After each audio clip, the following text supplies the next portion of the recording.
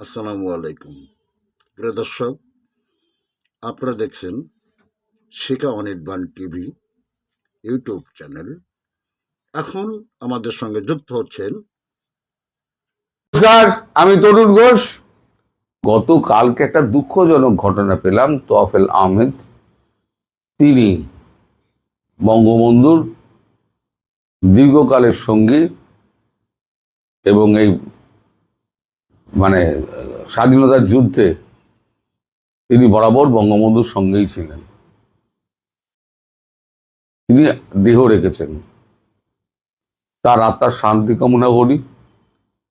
কিন্তু তারপর তার জানাজার পর গুলশানে, ঢাকার গুলশানে জানাজার পর যে কাণ্ডটি হলো, এই যে দেখছেন না যে এই যে মিছিল, এগুলো কিন্তু বহরে আরো বাড়বে। এটা হচ্ছে ওই হাম গুটি বসন্তের মতো, ছোঁয়াচে রোগ। এ নাবছে আমি নাববো না কেন, ও নাবছে আমি নাববো না কেন, এই করতে করতে দেখবেন মিছিলের বহর বাড়বে। আর সারা ঢাকা জুড়ে যখন এই মিছিলটা হবে, তখন এই যে বললাম, না দেশের সরকার, না পুলিশ, না সেনাবাহিনী কেউ সামলাতে পারবে না।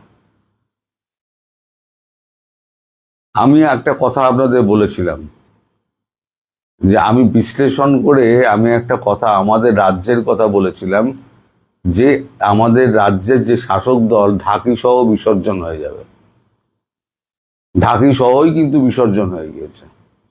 আমি বলেছিলাম যে এই তৃণমূল থাকবে না, কলা গাছ তৃণমূল হবে, তৃণমূল হবে, ওই বটগাছ তৃণমূল হবে, একটা তৃণমূলের সংগঠন ভাঙবে। তৃণমূল ভাঙন শুরু হয়ে গেছে।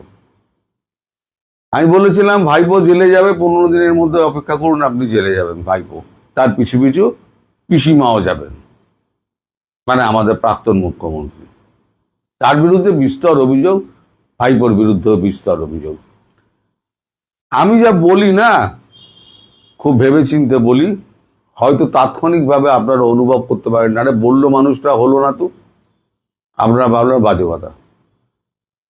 কিন্তু একটু স্মরণ করে রাখবেন, এই যে আজকে বললাম যে সব কটা পালাবে, লিখে রেখে দিন, সব কটা পালাবে। এতদিনে নিশ্চিত হওয়া গেল যে শেখ হাসিনা, বাংলাদেশের প্রধানমন্ত্রী, তিনি কোনো পদত্যাগ পত্রই পেশ করেননি, মানে লেখেননি উনি পদত্যাগ পত্র। তার কারণ হিসেবে এই যে ইন্টারন্যাশনাল কোর্ট অফ জাস্টিসে তার যা মামলাটা লিস্টিং হয়েছে, লিস্টিং হওয়ার আগের খবরটা আপনাদের আমি দিয়েছিলাম, গতকালকে লিস্টিং হয়েছে। লিস্টিং হওয়ার পর এই খবরটা পেয়ে আমি হরিশ সালভেকে ফোন করেছিলাম যে প্লিডিং এ কি লেখা আছে। তিনি আমায় নিশ্চিত করেছেন যে প্লিডিং এ এটাই লেখা আছে যে তিনি বলেছেন তিনি পদত্যাগপত্র লেখার বা জাতির উদ্দেশ্যে ভাষণ দেওয়ার কোনো সময় পাননি, তাকে কোনো সময়ই দেওয়া হয় না। ফলে তার নামে যে সমস্ত উড়ো কথাগুলো উড়ে বেড়াচ্ছে যে তিনি পদত্যাগপত্র লিখে দিয়েছেন, সেটা হারিয়ে গেছে। তারপরে তিনি পদত্যাগপত্র 3 পাতার লিখেছেন না 2 পাতার লিখেছেন, সে নিয়েও বিতর্ক তৈরি হয়েছে। আবার কেউ কেউ বলছেন যে তিনি ভ্যানিটি ব্যাগে পড়ে আবার পদত্যাগপত্র নিয়ে চলে গেছেন। যে মানুষটা পদত্যাগপত্র লেখেনি, তার পদত্যাগপত্র নিয়ে এত হইচই। যদিও হইচইটা আমি প্রথম শুরু করেছিলাম যে আইসিজেতে তিনি যাচ্ছেন, গিয়ে তিনি দেখাবেন যে আমি পদত্যাগ করিনি, সুতরাং আমি বৈধ প্রধানমন্ত্রী। এখন সে যাই হোক, তারপর থেকে পদত্যাগপত্র নিয়ে খুব হইচই শুরু হলো। এখন যে লেটেস্ট খবরটা সেটা হচ্ছে যে তিনি কোনো পদত্যাগপত্র লেখেননি এবং তিনি সঙ্গে করেও আনেননি। সেটা যে ইন্টারন্যাশনাল কোর্ট অফ জাস্টিসে তার যে প্লিডিং অ্যাপ্লিকেশন আছে, প্লিডিং কপি, সেই প্লিডিং কপিতে তিনি পরিষ্কার জানিয়েছেন, আমার হরিশ সালভে এইটা জানিয়েছেন। এবার যখন এবার লিস্টিং হয়েছে, যখন এবার এটা উঠবে, কোর্টে যখন মামলাটা উঠবে, সেই মামলাটা ওঠার পর বাংলাদেশ সরকারের পক্ষ থেকে তো একটা উকিল আসতে হবে, যাকে যে দেশের উকিল তাকে দাঁড় করান, তাকে যখন জিজ্ঞেস করা হবে আপনারা সরকার গঠন করলেন, তাহলে পরে কিসের ভিত্তিতে করলেন? প্রধানমন্ত্রী তো বলছেন তিনি পদত্যাগ করেননি, তিনি তো পূর্ণ মেয়াদ উনি করবেন। আপনারা দেশে এমন অস্থির অবস্থা তৈরি করেছিলেন যে ওনাকে মানে কিছু সময়ের জন্য দেশের বাইরে চলে যেতে হয়েছিল। তার মানে উনি বৈধ প্রধানমন্ত্রী, তাহলে করে উত্তর দিতে পারবে না। এবার তখন ইন্টারন্যাশনাল কোর্ট অফ জাস্টিস একটা রায় লিখবেন, যিনি তিনি পূর্ণ সময়ের পর্যন্ত, তার মেয়াদ সম্পূর্ণ হওয়া পর্যন্ত তিনি বৈধ প্রধানমন্ত্রী হিসেবেই দেশ শাসন করবেন, এবং তার আগে তার মধ্যবর্তী অবস্থায় তিনি চলে আসার পরে যে সমস্ত সরকার গঠন হয়েছে সব অবৈধ, তাদের করা চুক্তি, তাদের করা সমস্ত আদেশ, সেগুলো সব অবৈধ। এই যে লেখাটা, যে কপিটা হবে, রায়ের কপিটা, সেটা যাবে ইউনাইটেড নেশন সিকিউরিটি কাউন্সিলে।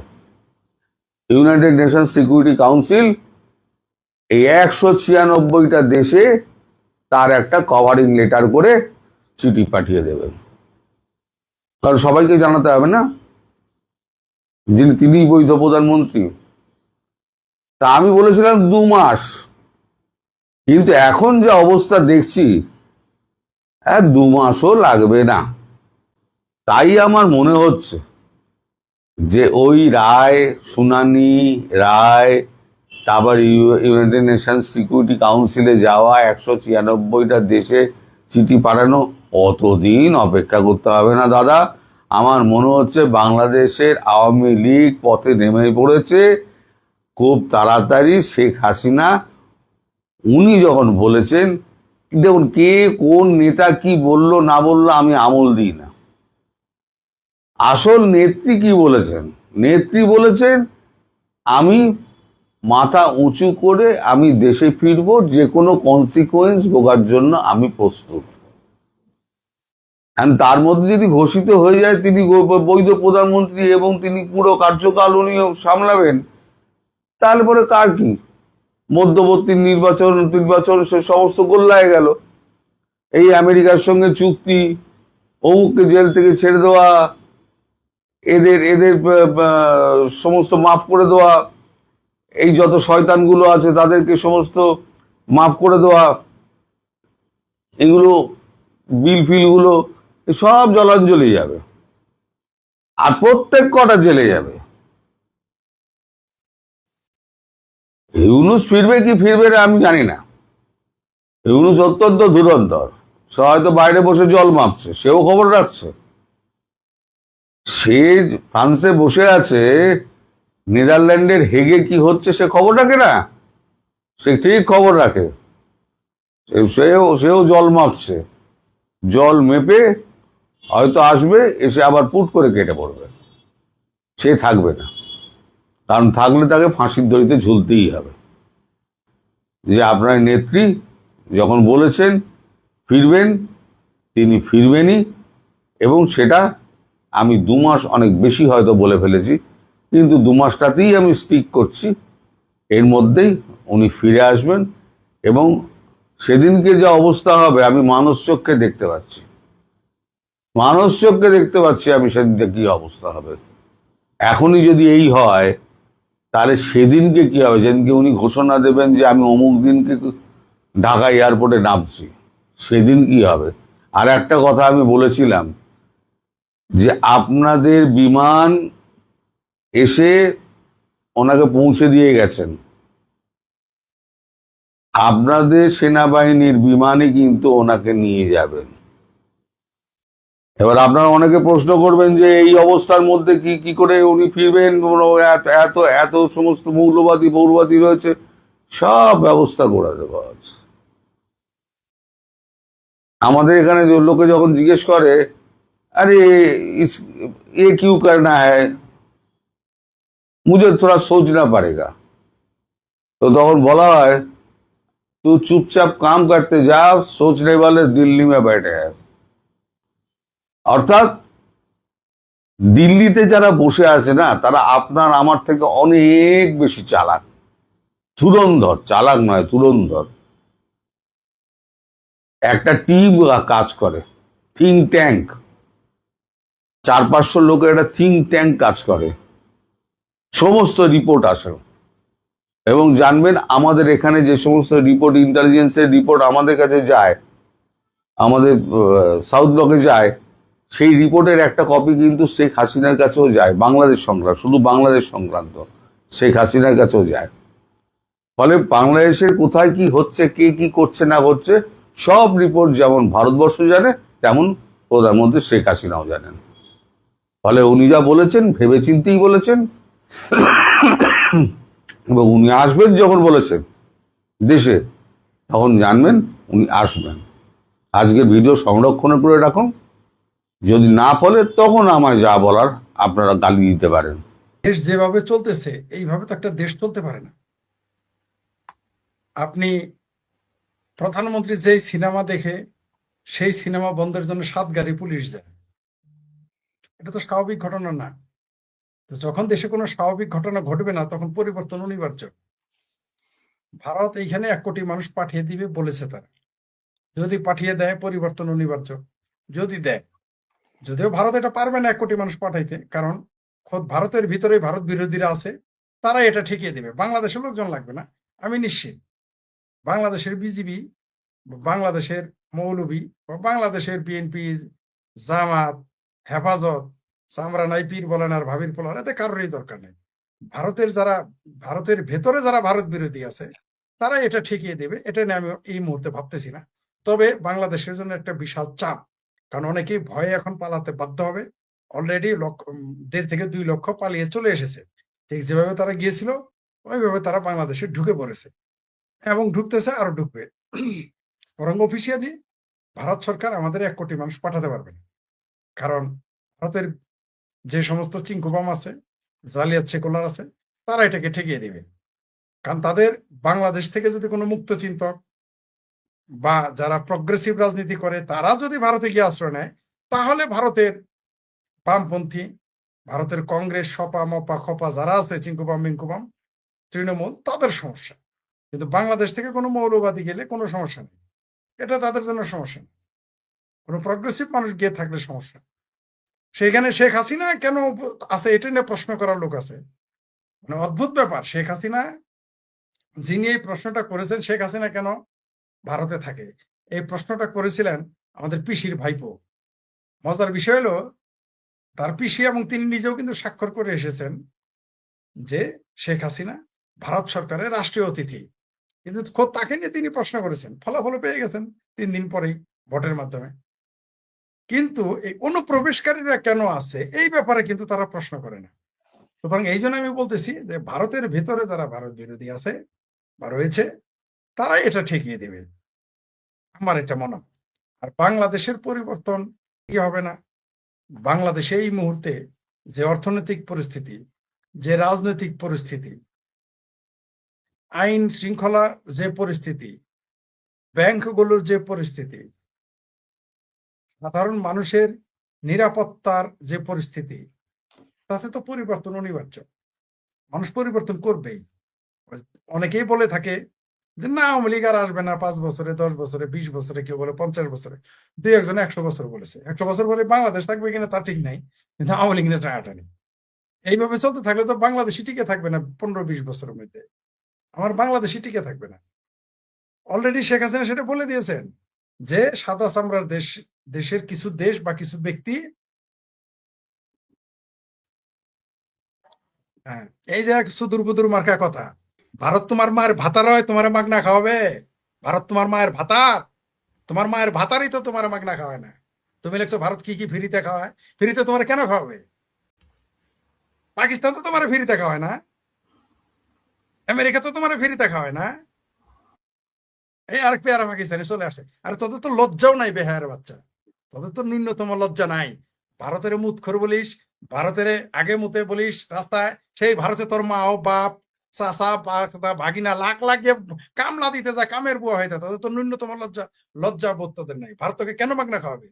তেল পাকিস্তান থেকে আনতে পারস না? তোর মায়ের ভাতার হয়তো পাকিস্তান, ওইখান থেকে নিয়ে টাকা দিয়ে আন গিয়ে দেয় কিনা দেখ।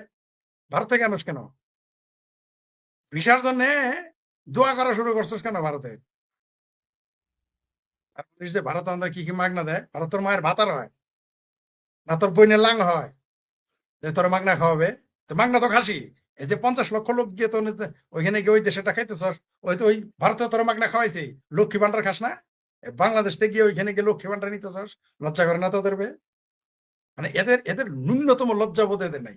এই জামাতি বট পেয়ারা পাকিস্তান, এদের ন্যূনতম হায়া নাই।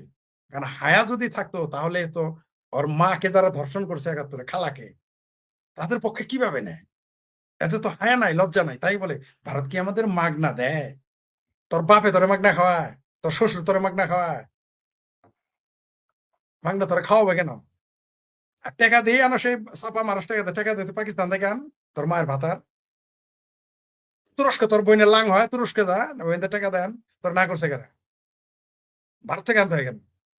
মানে ভারতের খাবে, ভারতের পড়বে, আবার ভারতের বিরোধিতা করতেই হবে। কারণ কি জানেন, বেদনাটা আসলে অন্য জায়গায়। বেদনাটা হলে 71-এ তার দাদির যে ভাতার ছিল, তার দাদির ভাতারের পেয়ারা পাকিস্তানে ভেঙে গেছে। মনে বড় ব্যথা, সেই ব্যথা কোনো বলতে পারে না। তাই ভারত খুব খারাপ। কিন্তু আমি সরি এই শব্দগুলো উচ্চারণ করার জন্য, আমাদের জিয়া করিম ভাই থাকার কারণে এই সমস্ত শব্দ উচ্চারণ করতে আমি আমি আন্তরিকভাবে দুঃখিত, তবু করতে হচ্ছে পরিস্থিতির কারণে। এই যে না, আরেকজনে আপনার যেটা কমেন্টস করছে এটা একটু দেখেন। বাংলাদেশ থেকে হিন্দুদের লাথি দিবি কেন? বাংলাদেশে হিন্দুরা বাংলাদেশে নাগরিক? এরা কি ভারত থেকে আসছে? শালা বেকুবের বাচ্চা, এই বেকুবের বাচ্চা, বাংলাদেশে হিন্দুরা কি ভারত থেকে এখানে আসছে? তোর মায়ের ভাতারেরা, তোর বোনের লাঙ্গেরা, তোর খালারা, মামারা, ভাগ্নেরা বাইস্তারা ভারতে গিয়ে কামের বুয়াগিরি করতেছে। ওরা কেউ অবৈধভাবে বাংলাদেশে আসে, তুই ভারতে হিন্দুদের পাশে দিয়ে বর্ডার পার করবি? মানে ভারতের বাংলাদেশের হিন্দু কি তোর দয়ায় থাকে? তোর দয়ায় বাংলাদেশে থাকে? বরং তোর মায়ের ভাতার, তোর বোনের লাঙ্গেরা ভারতে গিয়ে কামের বুয়াগিরি করতেছে, কাজে দিন মজুরে কাম করতেছে, বাংলাদেশে অবৈধভাবে যায়। সেই চিন্তা কর। বললামই তো যে তোদের মতো ভারত, এই দেশের মানুষের কপাল ভালো যে ভারতের মতো একটা নিরীহ প্রতিবেশী পাইছে। ওই যে ওই হুমায়ুন কবিরের ভাষায় বলি, মুর্শিদাবাদের সেটা ভাঙ্গা মায়ের দিয়ে দিত। এদের ন্যূনতম হায়া নাই, লজ্জা নাই। কোন হিসেবে বললো পাকিস্তান কি তোর, এটা কি পাকিস্তান নাকি রে হিন্দুদের বের করে দিবি? বের করে দে না। তোদের মায়ের ভাতারের যদি সাহস থেকে ডিক্লেয়ার বের করে দে, আমি চ্যালেঞ্জ ছড়ে দিলাম, এই পেয়ারা পাকিস্তানি বাংলাদেশিদের এইভাবে চিপে চিপে না পিটিয়ে মেরে, তারপর ষড়যন্ত্র করে বাধ্য করে না তাড়িয়ে হিন্দুদের, তোদের মায়ের ভাতারের যদি মুরত থাকে, বল ভারতের বাংলাদেশে হিন্দুদের তাড়িয়ে দিবি, বল। দেখ বাংলাদেশ থাকে কিনা, বল বল, ডিক্লেয়ার। তোদের কারো মুরত থাকলে ডিক্লেয়ার দে যে বাংলাদেশ থেকে হিন্দুদের বের করে দিবি। ষড়যন্ত্র করে কনভার্ট করতে পারবি, ষড়যন্ত্র করে ভারতে পাঠাইতে পারবি। ভয় দেখে ডিক্লেয়ার দে, দেখি কত বড় তোদের বাপের বুকের পাটা হয়েছে, তোদের মায়ের ভাতারে কত মুরত, বল। বল দেখি যে বাংলাদেশ থেকে হিন্দুদের তাড়িয়ে দিবি, বল দেখি। বইলাই বাংলাদেশ টিকে রাখতে পারস কিনা 7 দিন, সেটা দেখ। বাংলাদেশ থাকে কিনা, তখন হিন্দুরা ওয়ারিশ কিন্তু নিয়ে নিবে। বাংলাদেশ ভাগ করে ওই যে 1.5 কোটি মানুষের যেটুকু জায়গা না, অতটুকু কিন্তু নিয়ে নিবে। ওই পাকিস্তানি জজ বাদে এগুলো চলবে না। বলো, ওই ফেসবুকের ভুয়া অ্যাকাউন্ট দিলে বলতে পারবা। তারপর ইউটিউবে আইসা, ইউটিউবে তার কারো দেখা যায় না তুমি তুমি তুমি কোন কত বড় খেরু, তোমার তার চিনা যায় না। আসলে লাইভে এসে বলো বাংলাদেশে হিন্দুদের খেদাই দিবা, দেখি। বলো না দেখি মুরুদে কোলাই কিনা। আরে বাবা, ভারত বা বাংলাদেশের অবৈধ গুলো যেগুলো ভারতে বাস করে তাদেরই বাইর করতে পারতেছে না, তুমি বাংলাদেশ থেকে হিন্দুদের বাইর করে দিবা? ওটা তো আমি বলেছিও যে বাংলাদেশে হিন্দুদের থাকতে দিবে না, এটা তো আমি জানি। কিন্তু এটা মুখে ডিক্লেয়ার দাও দেখি, তারপরে দেখো বাংলাদেশ টিকে কিনা, বাংলাদেশে অস্তিত্ব থাকে কিনা, তারপরে ভাতে মরো কিনা এটা দেখো। বাংলাদেশে আমি আরেকটা জিনিস আজকে আপনার চ্যানেলের মাধ্যমে বলে দিই, বলছিও কয়েক জায়গায়, বাংলাদেশ যেদিন সংখ্যালঘু শূন্য হয়ে যাবে, এই দেশে মানুষ না খায় মরবে, এই দেশ সুদান হয়ে যাবে। লিখে রাখেন, এই দেশ উগান্ডা হয়ে যাবে, এই দেশ ইথিওপিয়া হয়ে যাবে। লিখে রাখেন আপনি। এবং এটা ঘটবে 15 বছরের মধ্যেই। আগামী 15 বছরের মধ্যে বাংলাদেশ সংখ্যালঘু শূন্য হবে। একদিকে এরা তাড়িয়ে দিবে, আর একদিকে হিন্দুরা চলেও যাবে। কারণ বাংলাদেশে হিন্দুদের দশা হইলো, ওগো তুমি কি আমার, সে বইয়ের মতো, ওগো তুমি কি আমার রাখবা না, এত উষ্টাও কেন, লাইতাও কেন, কন্যাও কেন, শালি কিলেও বুঝোস না। কিন্তু বাংলাদেশের হিন্দুরাও বোকা। এই হিন্দুরা বোকা বলে এই কথাগুলো মানুষ বলতে পারে। আর বোকা অথবা আত্মঘাতী অথবা তারা অসচেতন, তার জন্য এগুলো বলতে পারতেছে, করতে পারতেছে। এই যে দেখেন কথাটা বললো, মানে এই যে বাংলাদেশের মুসলমানরা মনে করে যে এই বাংলাদেশে হিন্দু যারা তারা উঠলো। আমি বললাম, আবারও বলে রাখি, 71-এ যদি এরা চলে যেত, সেই জন্য বলেছিলাম যে 47 সালে যদি পাকিস্তানের সব মুসলমান চলে যাইতো আর ভারতের সব হিন্দু থাকতো, তাহলে ভারত এখন আমেরিকা হইতো, এই ভারত এখন ইউরোপ হইতো। এটা এই জন্যই আমি বলেছি। তেমনি আর একটা কথা বলে রাখি, যেই দিন বাংলাদেশ থেকে হিন্দুরা চলে যাবে, চলে তো যাবেই, এবং তাদের চলে যাওয়াবে, ঘেটে ধরে বের করে দিবে, বারবার সতর্ক করতেছি কেউ, কারণ হিন্দুরা তো সচেতন হবেই না, কারণ এদেরকে 18 অধ্যায় মন্ত্র পড়তে হবে, তারপরে যদি এরা সচেতন হয়। এদের ভগবানকেই 18 অধ্যায় পড়ে শোনাইতে হয়েছে, তারপরে সে অস্ত্র হাতে নিছে, তারপরে তারা প্রতিরোধ করেছে। তো এদের দেবতাই যদি এরকম হয়, যাদের দেবতা এরকম, তাদের তাদের পূজারীরা কেমন হবে? যাই হোক, সেটা অন্য বিষয়, সচেতন এদের করা যায় না।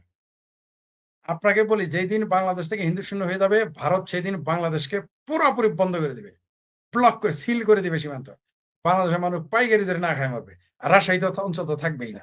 চিটাগাং তো দখল করে নিয়ে চলে যাবে বার্মা, চিটাগাং বার্মা দখল করে নিয়ে যাবে, রাজশাহী ভারত নিয়ে যাবে, যেদিন বাংলাদেশ সংখ্যালঘু শূন্য হয়ে যাবে। তারপরে এই যে ময়মনসিংহ আর ঢাকা নিয়ে আর বরিশাল নিয়ে বাংলাদেশ বানায় থাকতে হবে, তখন বুঝবো হাউ মেনি পেডিতে হাউ মেনি রাইস। আজকে আমার কথা আপনি আর কি মনে করতে পারেন, অথবা আমার ক্ষুব্ধ প্রতিক্রিয়া মনে করতে পারেন, কিন্তু এটা সত্য। ঠিক যেমন আমার 10 বছর আগে পোস্ট দেখেন, 12 বছর আগে, সেখানে লেখা আছে যে বাংলাদেশ সিরিয়া হতে চলেছে, লিখেছিলাম, সেগুলোর রেকর্ড আছে। বলেছিলাম ইসরায়েল ইরানকে সাইজ করবে, হামলা করবে, বলেছিলাম লেবানন নিয়ে নিবে, বলেছিলাম সিরিয়া দখল করবে। কেউ বিশ্বাস করে নাই, বলতেছে তো। বলেছিলাম সৌদি আরবের সাথে ইরানের বিরোধ হবে, বলেছিলাম দুবাইয়ের সাথে বিরোধ হবে, সব আমার বলা আছে আগেই। এগুলো এমন না যে আমি জ্যোতিষ শাস্ত্র জানি বলেছি, না, রাজনৈতিক বিশ্লেষণ করলে, ইতিহাস পড়লে বোঝা যায় কোনটা কি ঘটতে যাচ্ছে, সেটা বলেছি। আবারও একটা কথা বলে শেষ করে দেই, আমিও তো চাইতেছি যে বাংলাদেশ সংখ্যালঘু শূন্য হয়ে যাক। আমি তো এটা চাই, কারণ আমি চাই না এরা আবার 71-এর মতো গণহত্যার শিকার হোক। 30 লক্ষ মানুষ যে মারা গেছে 71-এ, এরা কারা? কেন এদের কথা বলে না? কারণ এখানে সিংহভাগ মারা গেছে তারা হিন্দু, তার জন্য এই দেশের মানুষ কথা বলতে চায় না, তার জন্য এত পাকিস্তান প্রেম, ওগুলো আমরা বুঝি। বরং 71-এ ধর্ষণ হয়েছে মুসলমান নারী, যেটা আমি গবেষণা করে প্রমাণ করে দিয়েছি, যে 71-এ মুসলিম নারী কিন্তু ধর্ষণ হয়েছে, এটা নিয়ে তারা কথা বলে না। আর মরেছে সবচেয়ে বেশি হিন্দু। অপ্রিয় হলেও এই কথা সত্য। উদ্বাস্ত হয়েছিল 1 কোটির মধ্যে কতজন মুসলমান হিন্দু? আপনি হিসাব করেন। তো আমিও চাই বাংলাদেশের, ফরিদ ভাই এই প্রশ্নটা উত্তর দেন। ফরিদ ভাই, শেখ হাসিনা কবে আসবেন সেটা নিয়ে একটু বলেন প্লিজ। আমার ধারণা ছিল উনি 2-3 বছরের মধ্যে ফিরে আসবেন, এটা আমার ধারণা ছিল, কিন্তু এখন মনে হচ্ছে তিনি খুব শীঘ্রই ফিরবেন। দেশের যে অবস্থা, দেশের যে অর্থনীতি, দেশের যে রাজনীতি, আর যে হারে আওয়ামী লীগের উপরে মুক্তিযুদ্ধের পক্ষের মানুষের অত্যাচার, নির্যাতন, নিপীড়ন চলতেছে, এতদিন আওয়ামী লীগের নির্যাতন, নিপীড়ন সহ্য করার ক্ষমতা নাই। আর কোনো কারণে যদি 5 বছরে এইভাবে নির্যাতন, নিপীড়ন চলতে থাকে, তাহলে আওয়ামী লীগের মানুষ, যারা আওয়ামী লীগের পন্থী, যারা মুক্তিযুদ্ধের পক্ষের, তাদের তাদের আত্মবিশ্বাস চুরমার হয়ে যাবে। এরা চেষ্টা করবে 5 বছর থাকার, কিন্তু এটা না বাংলাদেশ আওয়ামী লীগ মানবে, না এরা সহ্য করতে পারবে। তাই শেখ হাসিনা, আমার ধারণা 2 থেকে 3 বছর সর্বোচ্চ, এর আগে বলেছিলাম 2-3 বছর, আমার ধারণা 1 বছর লাগতে পারে, 1 বছর, সর্বোচ্চ 1 বছর, সর্বোচ্চ। এর মধ্যে শেখ হাসিনা বাংলাদেশে বিপ্লবী সরকার হিসেবে ফিরবেন বলে আমার ধারণা। এটা আমার ধারণা আর কি, যে বিপ্লবী সরকার গঠন করে তিনি ফিরবেন। এটা কিন্তু আমি বারবার বলে আসছি। অনেকে বলছে নির্বাচন কিভাবে দিবেন, কারণ আওয়ামী লীগ তো নিষিদ্ধ, আর এই সরকার তো আপনাকে মধ্যবর্তী নির্বাচন দিবে না। যদি আপনি 5 বছর পরে ইলেকশনের যুক্ত না হইতে চান, সেই হিসেবে ক্ষমতায় আসতে চান, আর যদি আপনি এখন ক্ষমতা চান এবং এই দেশে মানুষ উদ্ধার করতে চান, তাহলে তো আপনাকে বিপ্লবী সরকার গঠন করার আপনার বৈধতা কোথায়? তাছাড়া তো আওয়ামী লীগের কোনো বৈধতা নাই, সুযোগই নাই। কারণ আন্তর্জাতিক ভাবে আপনি কিভাবে বৈধতা পাবেন যদি আপনি বিপ্লবী সরকার গঠন না করেন? আমার ধারণা 1 বছরের মধ্যে সর্বোচ্চ, আমি যখন কথা বললাম এই মুহূর্তের থেকে, অর্থাৎ এই যে এই মুহূর্ত থেকে কাউন্ট করেন, যে 1 বছরের মধ্যে, সেটা আগামীকালও ঘটতে পারে, পরশু দিনও ঘটতে পারে, সেটা 365 দিনও লাগতে পারে, শেখ হাসিনা চলে আসবেন। এটা আমার আগে ধারণা ছিল 2-3 বছর, কিন্তু এখন চলে আসবেন। দেশটা ওই দিকে যাচ্ছে, কারণ এই দেশে এত নির্যাতন। ফরিদ ভাই, একজন ভারতীয় সাংবাদিক, একজন ইউটিউবার, তিনি বলছেন যে আগামী 2 মাসের ভিতরে শেখ হাসিনা ফিরছেন। মানে উনি যে বক্তব্য দিলেন, এই বিষয়ে কিছু বলবেন কি? 2 মাস আমি তো ওইভাবে বলতে পারবো না। আমিও কিন্তু বলেছি যে আগামীকালও আসতে পারে শেখ হাসিনা। তিনি তো 2 মাস বলেছে, আমি বলছি আগামীকালও আসতে পারে, হতে পারে 2 মাস পরে, হতে পারে 6 মাস পরে, হতে পারে। তবে তিনি 2 মাসের মধ্যে আমি তো আবার বললাম যে 2 দিন পরেও চলে আসতে পারে, কারণ দেশের পরিস্থিতি তো যে কোনো সময় যে কোনো কিছু ঘটে যেতে পারে। বাংলাদেশে এখন এমন একটা জায়গায় আছে, ওই যতই জামাতেরা লম্বা লম্বা কথা বলুক, যতই জামাতের ডাক্তার মাসুক চাপা মারুক, যে আমি কারা শেখ হাসিনার জিজ্ঞেস করো, ওয়াকারে রে বেড়াকে ফিরে যাইতে দাও, তোমার মতো মাসুদের আওয়ামী লীগের ওয়ার্ড কমিটির পোলাপান ফুটবলের মতো সটায় তোমার বাউফল সরায় তোমার বঙ্গোপসাগরে নেবে নাও। তুমি শেখ হাসিনার কাছে তুমি কে, তোমাকে শেখ হাসিনার চিন্তা হবে? তুমি কোন চ্যাটের বাল তুমি মাসুদ? তোমার জামাতার আমিরের আমরা গুনি নাকি? আর তুমি কোথাকার কোন মাসুদ? ওয়াকারকে শুধু যাইতে বলো, তুমি এমপি থাকো, ওয়াকারকে শুধু বেড়াকে যাইতে বলো। ঢাকা ওই পাও ফলের আওয়ামী লীগের ওয়ার্ড কমিটির পোলাপান, সভাপতি সেক্রেটারি ওয়ার্ড কমিটির পোলাপান তোমার ফুটবলের মতো সরাবে। তুমি দেখাইতে আছো তুমি কত কি। তো ভাই 2 দিন পরেও ঘুরতে পারে, শেখ হাসিনা ফিরে আসতে পারে, 2 মাস পরেও আসতে পারে। আমার মন্তব্য এটাই। তবে 1 বছরের মধ্যে শেখ হাসিনা ফিরতেছেন, ঠেকায় রাখতে পারবেন না। আমার মনে হয় ঠেকানো যাবে না, কারণ এই পরিবেশ তারাই তৈরি করছে। আমি বলছি না যেটা আওয়ামী লীগ মিছিল করেছে, না, জনগণ খেপে যাবে, এই দেশের জনগণ। এই যে দেখেন না ইসলামী ব্যাংক নিয়ে, জামাতি ব্যাংক নিয়ে কি নাটক চলতেছে, এগুলো নাটক আমরা বুঝি। তারা যে ওই খালাতো ভাই মামাতো ভাই ঝগড়া বিবাদ, এগুলো আমরা বুঝি। এগুলো সব সোজা করে ফেলবে শেখ হাসিনা যখন ঢুকবে এই দেশে। আর উনি 2 মাস কোন সেন্সে বলেছেন আমি তা জানি না, তবে আমার বক্তব্য হলো সেটা 2 দিন পরে হইতে পারে, 2 ঘন্টা এই কথা বলার পর 2 ঘন্টা পরে ঢুকে যাইতে পারে। তিনি যেমন হুট করে হেলিকপ্টার দিয়ে গিয়েছেন, দিল্লি থেকে হেলিকপ্টার দায়িত্ব তো 2 ঘন্টা লাগে না, 1.5 ঘন্টা লাগে বা 2 ঘন্টাই লাগে ধরে নিলাম। তো 2 ঘন্টার মধ্যে তিনি চলে আসতে পারেন, 2 দিন পরে আসতে পারেন, 2 মাস পরে হইতে পারেন, তবে 1 বছরের মধ্যে তিনি চলে আসবেন। শেখ হাসিনা এই মুহূর্ত থেকে যে আপনার সাথে কথা বলতেছে, 1 বছরের মধ্যে তিনি চলে আসবেন বাংলাদেশে, কোনো সন্দেহ নাই এতে। জি, ফরিদ ভাই, আরেকটা মানে আপনি অনেকদিন বাদে টক শুতে আসছেন, এই কারণে অনেকেই প্রশ্ন করছেন হারামের শিশু নিয়ে কি বলবেন, এই যে দর্শক প্রশ্ন করেছেন। হারামের শিশুর ব্যাপারে আমরা গণ আদালত গঠন করব, সেইখানে জিয়া করিম ভাইও থাকবে আশা করতেছি, অনেকেই থাকবে। গণ আদালতে এদের হামের শিশুকে, জুলাই সন্ত্রাসের বিচার আদালতও হইতে পারে, জনগণের আদালতও হইতে পারে, কিন্তু হামের শিশু টিকার হবে যে সমস্ত শিশুরা মারা গেছে তাদের পক্ষে আমরা গণ আদালত গঠন করব। এবং সেইখানে এই সমস্ত এই ডক্টর ইউনুস, নূরজাহান বেগম সহ আমার ভাবির পোলা এবং যারা এদের আস্কারা দিয়েছে, তার মধ্যে ফাও মানে কাবাব মে হাড্ডি হয়ে যাবে সাকি, কাবাব মে হাড্ডি হয়ে যাবে জায়েদ পাড়া। কারণ এরা বলেছে কোনো ইন্টেনশন ছিল না যে হামের টিকা না দেওয়া বলেছে না, এটা পরে যাবে ফাও ফাও এরা কাবাব মে হাড্ডি। আবার আবার ওই যে দাঁড়িয়ালা মোসালা বাবরিসুলালা ফ্রড মাজার বলছে যে যারা বলে যে কি এটা ফ্যাসিস্টের বয়ান হামের টিকার ব্যাপারে, মার্শাল্লাহ উনিও চলে যাবে গণ আদালতে, উনাকেও আমরা গণ আদালতে যে রায় হবে ঢাকা স্টেডিয়ামে সেই বিচার করা হবে, মার্শাল্লাহ কেউ ঠেকাইতে পারবে না। হামের টিকার ব্যাপারে এটা গণ আদালতে আমরা বিচার করব, কেউ ঠেকাইতে পারবে না, কেউ কেউ পারবে না। গণ আদালতে এই হামের এই বিচার আবার রায় কার্যকর করাবো। এই যে যাদের সন্তান মারা গেছে জল্লাদ আমরা হাওলাত করে নিয়ে আসবো না, রায় আমরা গণ আদালতে দিব, আর কার্যকর করবে যাদের বাচ্চা মারা গেছে সেই সকল মা বাবারা। তার আগে সেই আদালতে যে রায় হবে সেই রায় কার্যকরী হবে, সেটা দুরাই মারবে না ঝুলাইয়া ফাঁসি দিবে, সেটা আবার মম ছাড়া, মম ডলবো না, মম ডইলে আমরা তাদের ফাঁসিতে ঝুলাবো না, এত সময় আমাদের নেই। হইতে পারে জিয়ার মতো একসাথে, জিয়া করিম ভাই বলছেন জিয়াউর রহমান নাকি ফাঁসি দিত এক দড়িতে 2 জন করে, ওই রকমও হয়ে যাইতে পারে ঢাকা স্টেডিয়ামে। যারা এই যে আমের টিকার, যাদের ভুলের জন্য, যাদের গাফলতির জন্য এই শিশুরা মারা গিয়েছে, তাদের পক্ষে আমরা গণ আদালত গঠন করব এবং করবই। পিনাকির সাথে বাংলাদেশ আওয়ামী লীগের কেউ বৈঠক করবে বলে আমি বিশ্বাস করি না। প্রথমত সে ধরে নিতে পারে যে সে তো সিয়ানা মাল, ঠিক আছে, কারণ একদিকে বাম রাজনীতি করছে, তারপরে আবার গণজাগরণ মঞ্চ, তারপরে আবার সিংকু বাম, তারপরে আবার জামাতের মাউথ পিস হয়ে গেছে। সে তো জানবে না কেন, সে তো রাজনীতি কম বোঝে, সে তো জানে পট পরিবর্তন হচ্ছে, কিন্তু সে চেষ্টা করবে বাংলাদেশ আওয়ামী লীগের লোকজনের সাথে বসতে।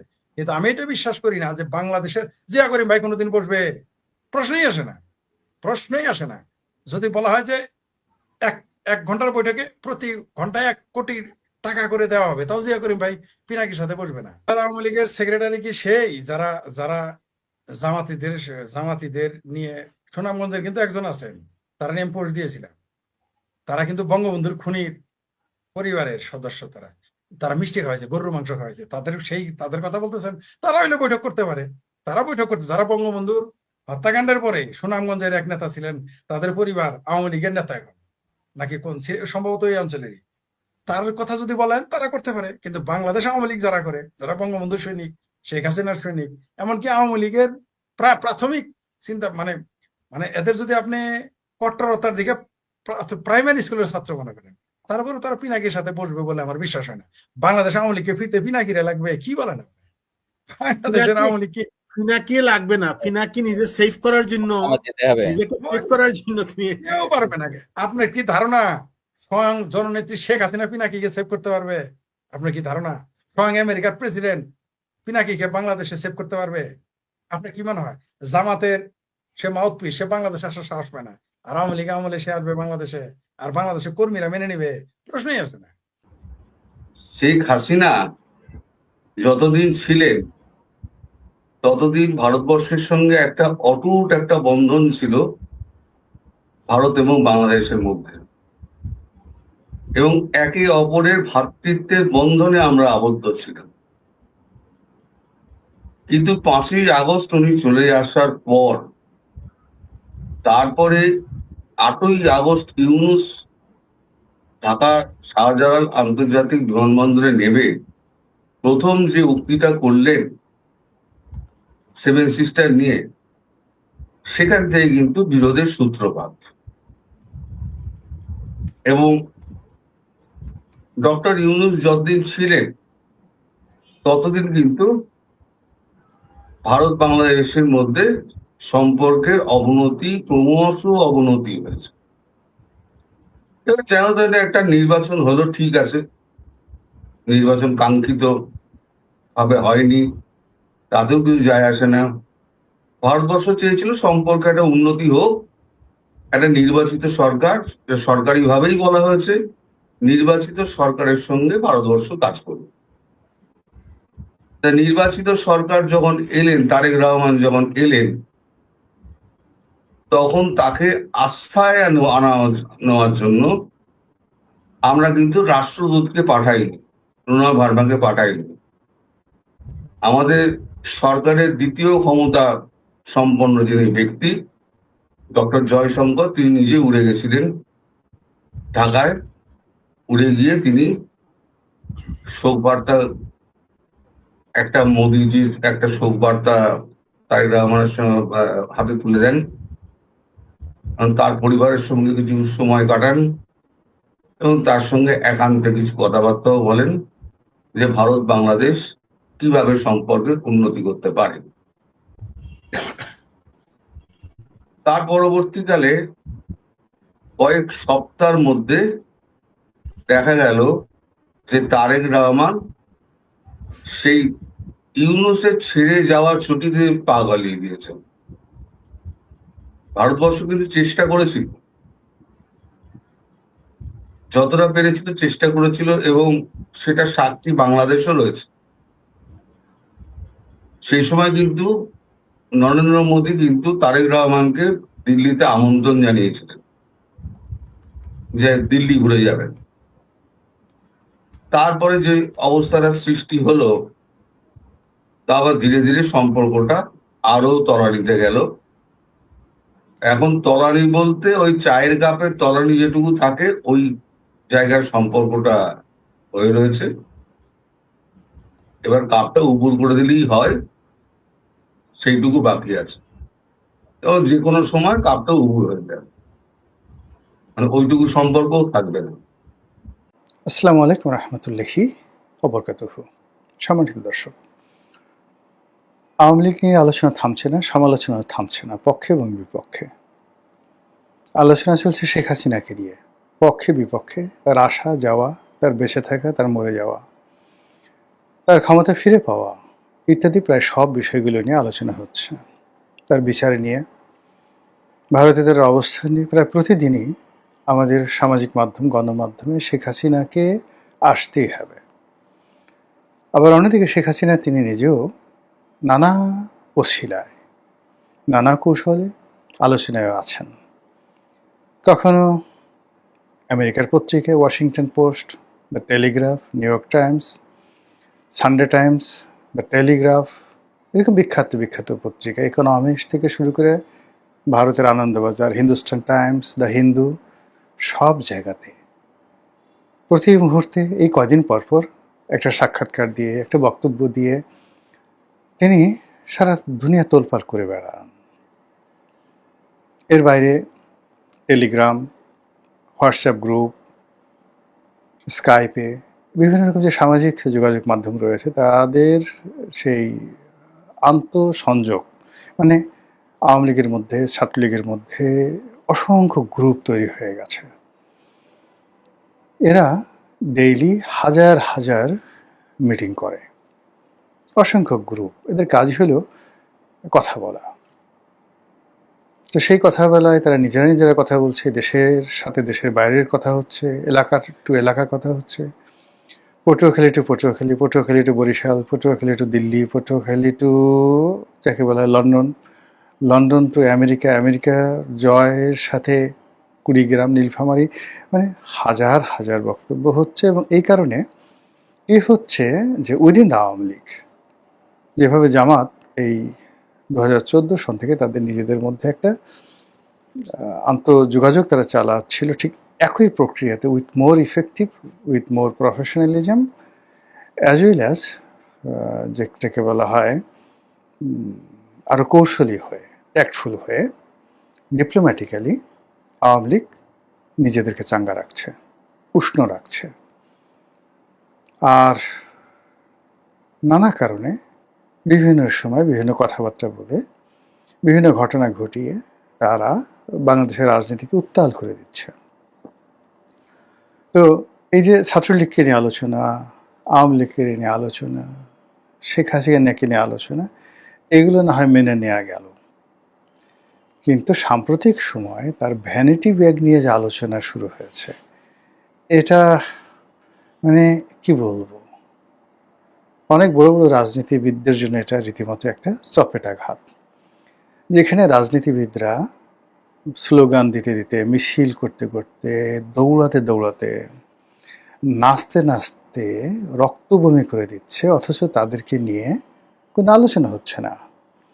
আর শেখ হাসিনার একটা ভ্যানিটি ব্যাগ, হয়তো সেটা কুমিরের চামড়া দিয়ে তৈরি, হয়তো সেটা বাফেলো মানে মহিষের চামড়া দিয়ে তৈরি, অথবা ব্ল্যাক বেঙ্গল গোট, বাংলার যে কালো ছাগল, ইটালির কোনো ব্র্যান্ডের তৈরি। আমি জানি না শেখ হাসিনা আসলে কী ধরনের ভ্যানিটি ব্যাগ ব্যবহার করতেন, সেটা কতটা কস্টলি। এর কারণ হলো ভ্যানিটি ব্যাগ এমন আছে যে আপনি নিউ মার্কেট থেকে 200 টাকায় ভ্যানিটি ব্যাগ পাবেন, দেখতে অনেক সুন্দর, আবার ঠিক একই মানে তার সে অত সুন্দরও না, নিউ মার্কেট 200 টাকার ব্যাগের মতো সুন্দর নয়, কিন্তু খুব ভালো ব্র্যান্ডের, ইউরোপের ভালো ব্র্যান্ডের।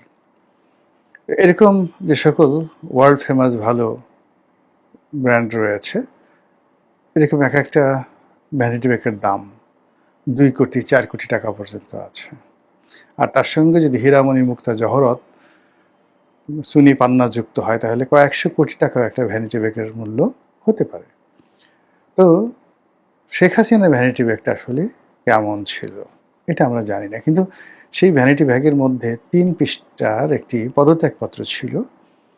সেই পদত্যাগপত্র নিয়ে এবং তার ভ্যানিটি ব্যাগ নিয়ে এখন যে আলোচনা হচ্ছে, এই আলোচনা বাংলাদেশের বড় বড় রাজনীতিবিদ, বড় বড় রাজনৈতিক দলকে নিয়ে আলোচনা হচ্ছে না। ফলে ভ্যানিটি ব্যাগ ভার্সেস রাজনীতিবিদ, আর এই যে ভ্যানিটি ব্যাগের যে গুরুত্ব, এটি বাড়িয়ে দিয়েছেন বাংলাদেশের একজন প্রথিতযশা সাংবাদিক, মানবজমিন সম্পাদক জনাব মতিউর রহমান চৌধুরী।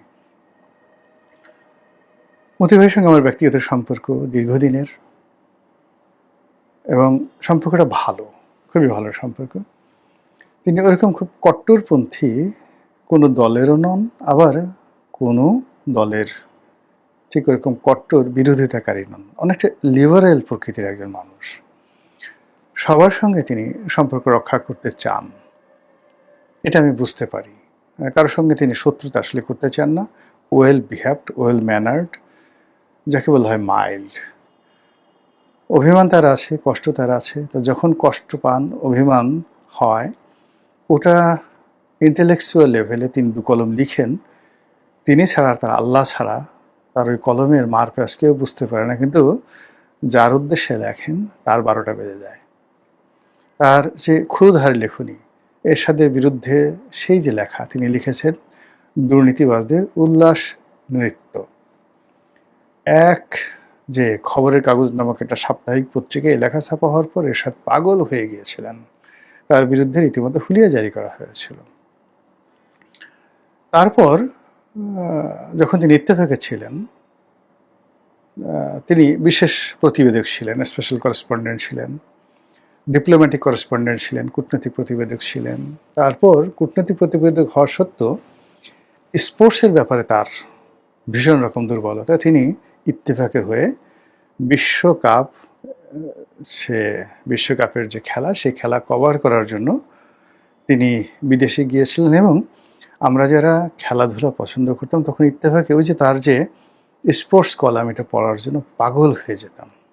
এই হলো মতিউর রহমান চৌধুরী। তাকে কলিগ হিসেবে পেয়েছি, মানে একসঙ্গে কাজ করার সুযোগ হয়েছে সংবাদপত্রে। তাকে সহকর্মী রূপে পেয়েছি, যে টকশো করি দীর্ঘদিন যাবত তিনি হোস্ট হন। কখনো কখনো সহ আলোচক হিসেবে সভা সমিতি সেমিনারে পেয়েছি। খাবার টেবিলে আমরা একত্রে বসেছি, ভাবির সাথে ভালো সম্পর্ক। তো সেই মানুষটি এই বাংলাদেশের অনেক, আমি যে বলবো, রাজনীতির অঘটন পটীয়সী বা ঘটন পটীয়সী, অনেক স্বৈরাচারের জন্য তিনি অঘটন ঘটিয়েছেন। আর ইতিবাচক রাজনীতির জন্য, সাংবাদিকতার জন্য তিনি অনেক ল্যান্ডমার্ক ভিক্টরি স্থাপন করেছেন। তো সেই মতিউর রহমান চৌধুরী কতগুলো বিষয়ে এই প্রথম তিনি রাষ্ট্রপতির সঙ্গে সাহস করে ইউনূস জমানাতে দেখা করেছেন। এবং সেখান থেকে বের হয়ে তিনি যে ঝুঁকি নিয়ে রাষ্ট্রপতির কথাগুলো, বেদনাগুলো তিনি যেভাবে মিডিয়ার সামনে তুলে এনেছেন, এটা অনন্য। বাংলাদেশের কোনো সাংবাদিকই এই সাহস করেনি। আপনি পক্ষে বলতে পারেন, বিপক্ষে বলতে পারেন, কিন্তু সাংবাদিকতার যে সাহস, শক্তি, যেটি পরবর্তীতে আবার তার অনুকরণে কালের কণ্ঠ দেখিয়েছে আরও ওয়াইড রেঞ্জে।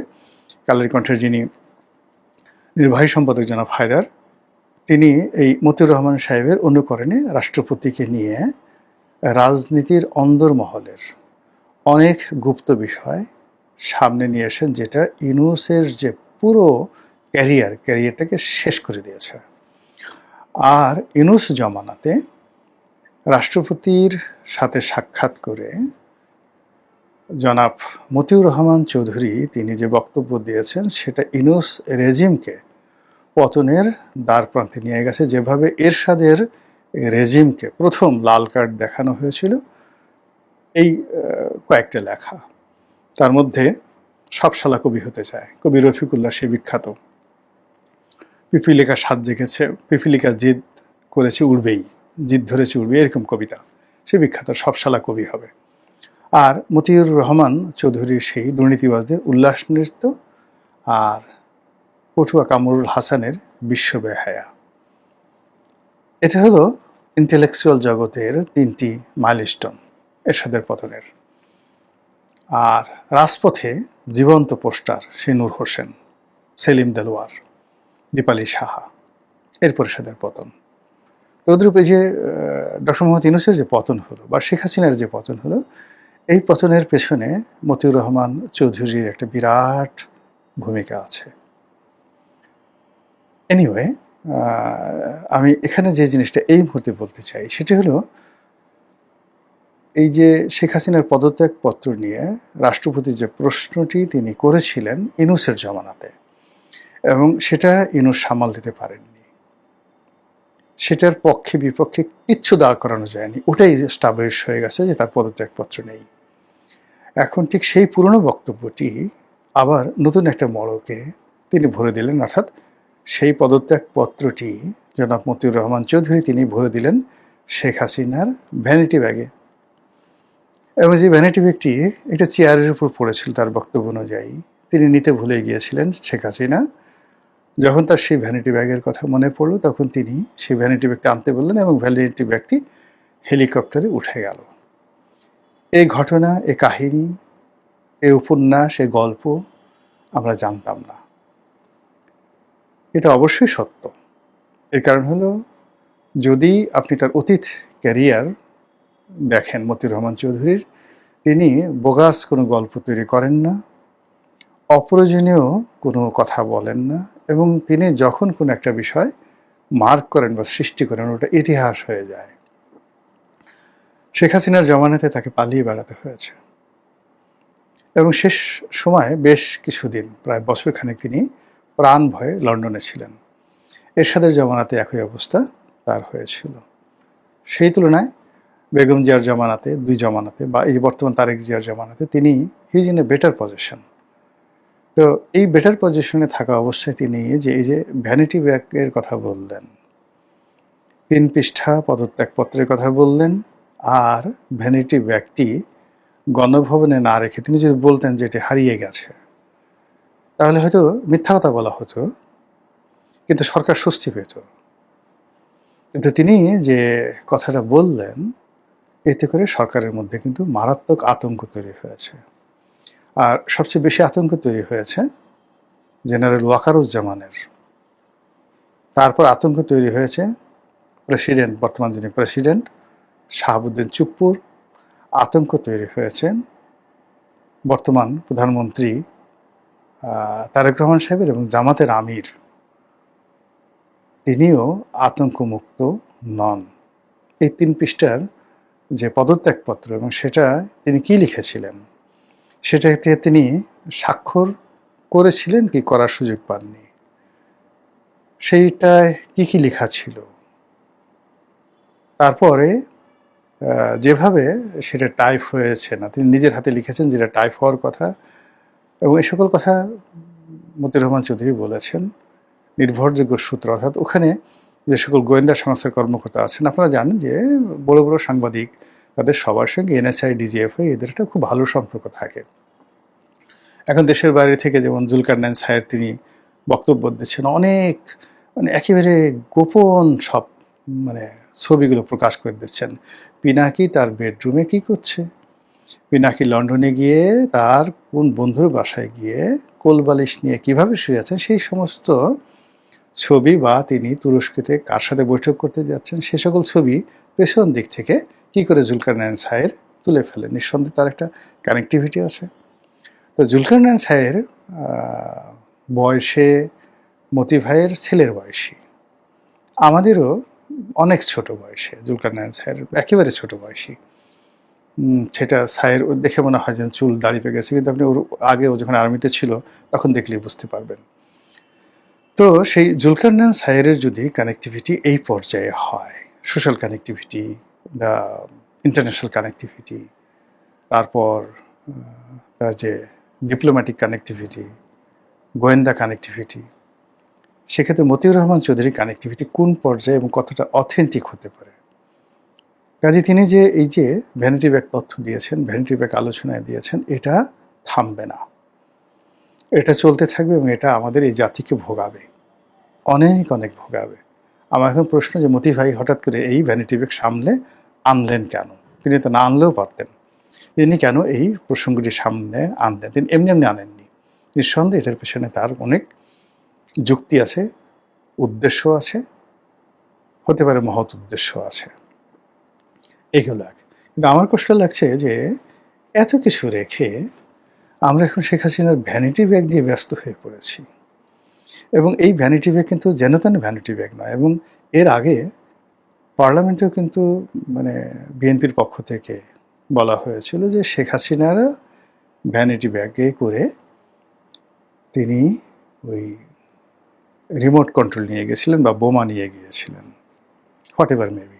অর্থাৎ 21শে আগস্টের যে বোমা হামলা হয়েছিল, সেই বোমা শেখ হাসিনা নিজে নাটক সৃষ্টি করার জন্য তিনি সেই বোমা পেতে রেখেছিলেন, পুঁতে রেখেছিলেন, আর ওই বোমা তিনি তার নিজের হাতে রিমোট কন্ট্রোল দিয়ে সেই বোমা ফাটিয়েছেন। এই কথা পার্লামেন্টের ভিতরে বাইরে বহুবার বিএনপির লোকজন বলেছে। তো ওই আমল থেকে শেখ হাসিনার যে ভ্যানিটি ব্যাগ, সেই ভ্যানিটি ব্যাগ খুবই গুরুত্বপূর্ণ। যে ভ্যানিটি ব্যাগে গ্রেনেডের সুইচ থাকে, যে ভ্যানিটি ব্যাগে একটি দেশের পদত্যাগের, প্রধানমন্ত্রী 17 বছরের শাসনের যে পদত্যাগপত্রের 3 পৃষ্ঠার পদত্যাগপত্রের যে হস্তলিখিত কপি থাকে, যে ভ্যানিটি ব্যাগ আবার তিনি হেলিকপ্টারে করে উড়িয়ে নিয়ে যান, সেটা কোনো যেন তেন ভ্যানিটি ব্যাগ নয়। এই ভ্যানিটি ব্যাগ আমাদেরকে কোথায় নিয়ে যায়? আমরা কি ভ্যানিটি ব্যাগের ভেতরে ঢুকে পড়বো, নাকি ওই ভ্যানিটি ব্যাগের ভিতরে পদত্যাগপত্র বা ভ্যানিটি ব্যাগের মধ্যে তার যে রাজনৈতিক সুইচ রয়েছে সেটা তিনি আবার চাপ দিবেন এবং আবার একটি দুর্ঘটনা আমাদেরকে পাকড়াও করবে। কি হয় একমাত্র আল্লাহই বলতে পারবেন। আসসালামু আলাইকুম ওয়া রাহমাতুল্লাহি ওয়া বারাকাতুহু।